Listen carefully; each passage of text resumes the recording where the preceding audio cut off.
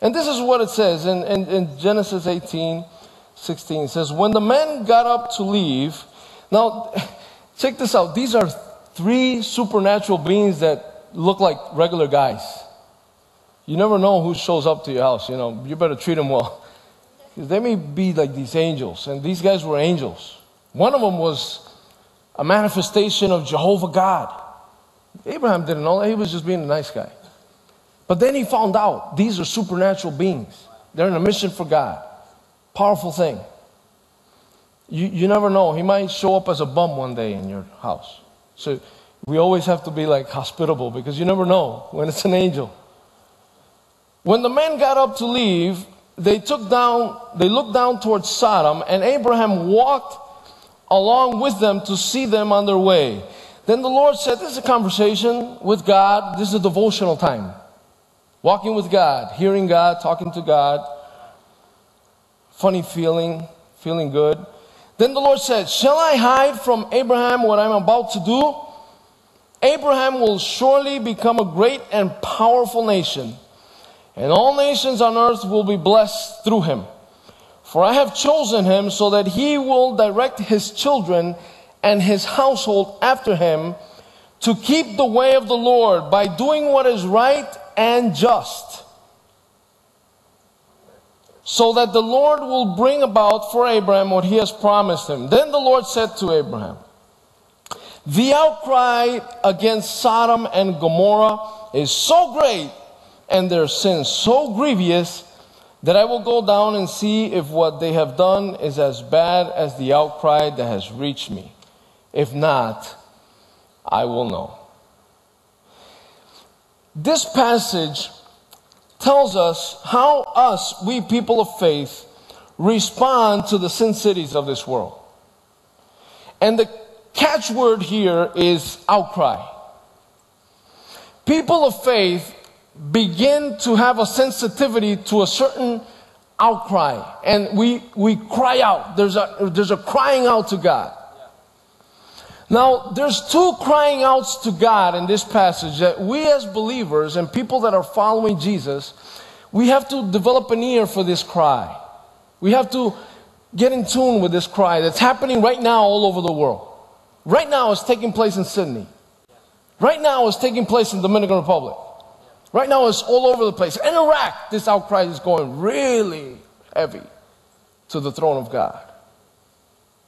And what's that outcry? Well, God hears the cry for justice. Judgment time. It uses, this, what theologians call anthropomorphism. I don't know how you say it in English. But it's a visitation. It's a way of saying, God investigates. Something is moving the throne. There's a kind of cry that moves the throne that God says, I can't stand anymore, I gotta go. I gotta go see this. I can't just stay put. So God investigates. It's a way of saying that when God judges, there's no doubt that the judgment is deserved. No doubt about it. So Sodom has accumulated so much evil that the hour has come. Now I want to make a small parenthesis here, because this idea of a God that judges and a God that brings judgment is not that attractive to modern spirituality. I don't know if you're like me, you run into people who, I can't believe in a God like that. I don't want to offend by what I say. Usually, people who are well off to do in life are offended by the idea of a God that does justice and judges. But in my neck of the woods, that's good news. For the people who are suffering, oppressed, stepped upon, beat up, that have no other outlet of being considered, no other ears to hear their cry, to know that there is a God that judges, is good news. That there is a God who hears the cry that I can cry out to. A woman who's been abused by her husband, it's kind of good news to know that that crying out is heard by a God of justice and that He's going to do something about it. Now, it's not good news for the people on the other side. There are the perpetrators that are doing their stuff and living their life in a way that creates oppression and injustice.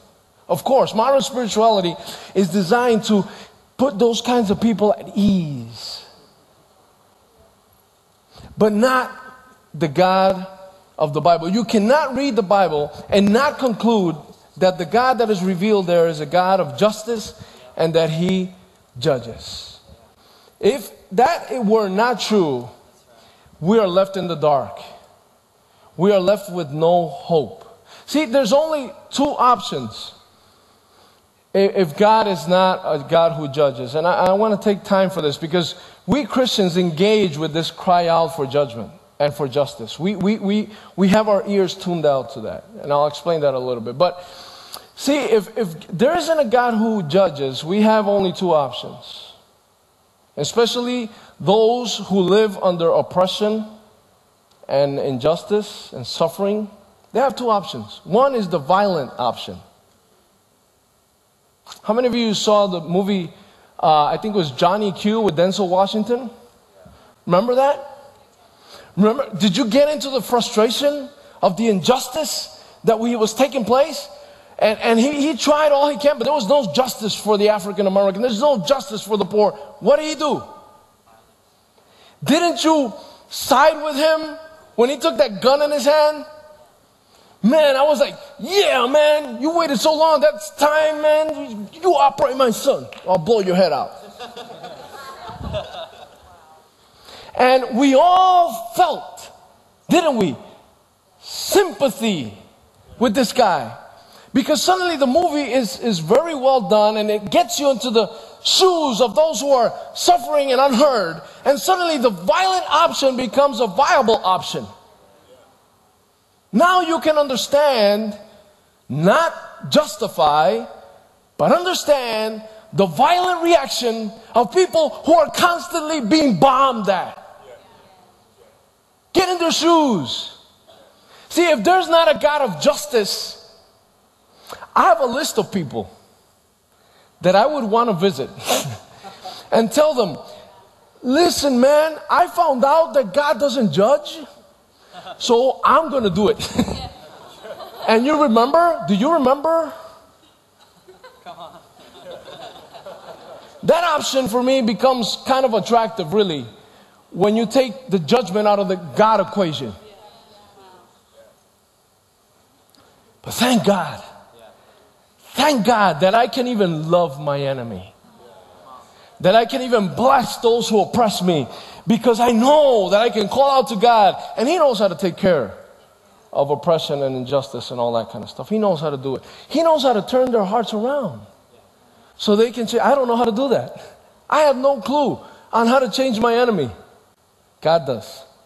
So see, we can leave it up to Him. Now, if the other option is that we just take the hit, frustrated, hopeless, like a lot of people in the world, this is the karma, this is what we're supposed to live, and you don't do anything about changing stuff. But thank God there is a God of justice. He hears our cry. Now, what kind of cry? You were here for awareness, and you heard me talk a little bit about this. I want to get into it a bit deeper. What is the outcry that moves God to respond? So that God is like up here and suddenly He says, can't stand it anymore. Well, it depends.